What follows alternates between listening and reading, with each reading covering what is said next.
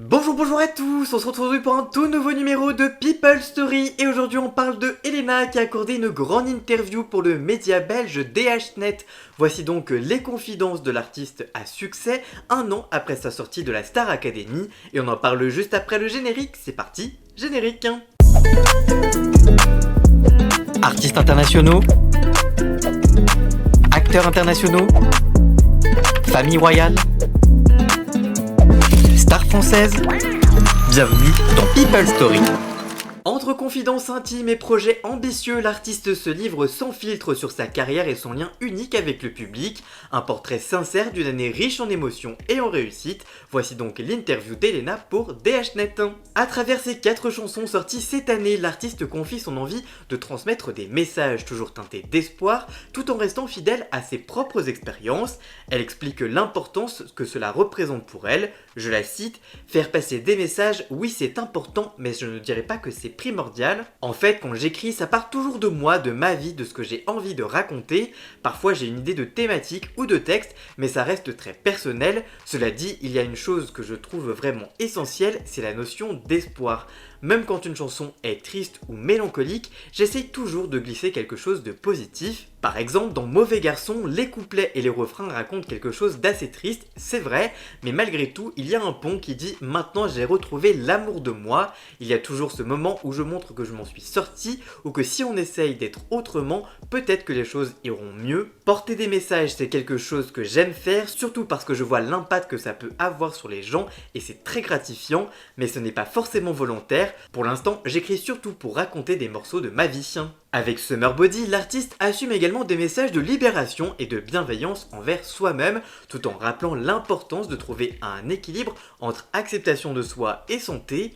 Le titre est devenu un véritable hymne pour beaucoup de femmes, ce qui a permis à certaines de se libérer, mais est-ce vraiment son cas? Je me suis dit, si je porte ce genre de message, il faut que j'y croie moi-même, sinon qui y croira? Donc oui, honnêtement, il y a des moments où je me dis, allez c'est bon Summer Body, tant pis, vraiment. Après bien sûr, il y a des limites, je veux dire, il ne s'agit pas non plus de se laisser complètement aller. L'idée c'est de rester en bonne santé, de manger des fruits et des légumes, pas de prôner le on s'en fout, non on ne s'en fout pas, rester en bonne santé c'est essentiel. Je pense qu'il faut faire attention aux messages qu'on porte parce qu'ils ont un impact et c'est vrai que cet aspect là je ne l'évoque pas vraiment dans Summer Body, mais pour moi c'est important de le rappeler ici. Avec Mauvais Garçon, l'artiste s'est battu pour imposer ce titre en single, convaincue de la force de son message et de son impact émotionnel. Elle explique, je cite, « Il faisait partie de l'album quoi qu'il arrive, mais oui il y a eu des discussions autour de ce morceau comme pour d'autres chansons de l'album. Pour certaines personnes, d'autres titres semblaient plus logiques que d'autres d'être mises en avant. En vrai tout ça c'est très subjectif, c'est juste une question de goût. Moi je préfère celle-là et moi je préfère l'autre. Finalement j'ai eu le dernier mot et on l'a choisi. » Le geste iconique de Mauvais Garçon n'est pas du tout le fruit du hasard. L'artiste révèle les coulisses de cette idée, imaginée pour symboliser l'amour toxique. Elle explique, je cite, « Il faut rendre à César ce qui appartient à César. Ce n'est pas mon idée, mais c'est celle de l'agence de mon frère. C'est une vraie équipe qui est derrière tout ça. On voulait créer un geste qui symbolise l'amour toxique et on a trouvé ça. » Sans même avoir sorti d'album, l'artiste réussit l'exploit de remplir des zéniths et le Forest National en Belgique, offrant à son public une expérience musicale unique et inédite. Elle explique sa gratitude. « Oui, en même temps, je me suis dit que ça peut être agréable pour certaines personnes de venir à un concert et de découvrir plein de choses. Elles ne connaissent pas tout, mais normalement elles auront déjà 4 titres en tête et si elles ne les connaissent pas encore, ce n'est pas grave non plus, ce sera une découverte. Après j'avoue que je ne suis pas très fan de l'idée de faire des tournées sans album parce que j'aime que les gens chantent mes chansons et que ça devienne un vrai moment de partage, mais je pense qu'il faut un équilibre entre des chansons qu'ils connaissent et des moments de nouveauté et pour le coup l'album sortira quand même avant la tournée, donc ils n'auront peut-être pas beaucoup de temps pour l'écouter, mais ça peut aussi créer une sorte de seconde écoute. Découvrir les morceaux sur scène, c'est redécouvrir une autre manière plus intensément, plus profondément. Finalement, je trouve que ça peut être une très bonne chose. Face à l'engouement massif pour sa tournée, l'artiste revient sur le crash inattendu du site lors de la mise en ligne des billets, symbole d'un succès fulgurant. Je la cite, « J'aurais préféré que ça n'arrive pas, mais avec le recul, je me rends bien compte que c'est une très bonne chose. En fait, si le site a bugué, c'est parce que beaucoup de gens voulaient acheter les places, donc au final, c'est positif. » Mais sur le moment, je ne m'y attendais pas, vraiment pas. Quand on prépare une tournée, on est tellement impatient de pouvoir l'annoncer et on veut que tout se passe bien, que tout le monde puisse facilement réserver ses billets et être content. Là, il y a eu une tension parce que je recevais des milliers de messages. Ça a rendu cette annonce un peu stressante pour moi. Maintenant, j'en rigole parce que c'était juste de la folie et en fait, cette folie, c'est génial. Ça montre que les gens étaient vraiment au rendez-vous. Elle évoque également dans cette interview pour DHNet la rencontre qui l'a le plus marqué en 2024. Elle explique, je cite, j'en ai eu plusieurs, mais je dirais Vincha. Ce qui m'a marqué, c'est qu'il n'y avait pas d'album sans lui, mais en réalité, je parle surtout de la team Vincha, Jonathan Kazan, Romain Botti. Ce sont les 3 personnes avec qui j'ai travaillé sur l'album, avec qui j'ai passé énormément de temps cette année. Ce qui m'a marqué, c'est que tout en faisant l'album, on a appris à se connaître à 4. C'est incroyable d'avoir pu rester dans un petit groupe et de faire toutes les chansons ensemble. Ce sont véritablement nos chansons et je pense que cette expérience m'a beaucoup marqué. Ma deuxième maison se trouve à Paris, à Bossel, mais à Clermont chez Romain et j'ai l'impression d'avoir trouvé une 3e maison. Depuis la Star Academy, son style vestimentaire ne cesse de captiver ses fans. L'artiste se confie sur son influence mode et sa manière dont elle jongle entre tendance et accessibilité. Je la cite, je ne dirais pas que j'ai inspiré un style vestimentaire qui m'est propre. En vrai, je porte ce qu'on trouve dans les magasins, ce qui est à la mode. L'année dernière, c'était ces vêtements-là. Et maintenant, quand je revois ce que je mettais à la Starac,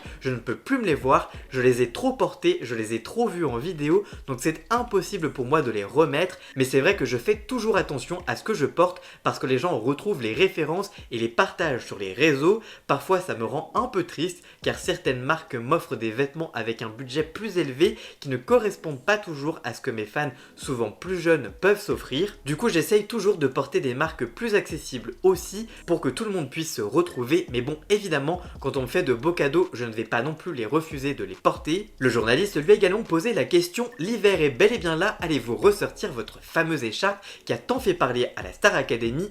Non, cette année c'est cagoule, j'en ai déjà acheté 10, je suis devenu une véritable fan.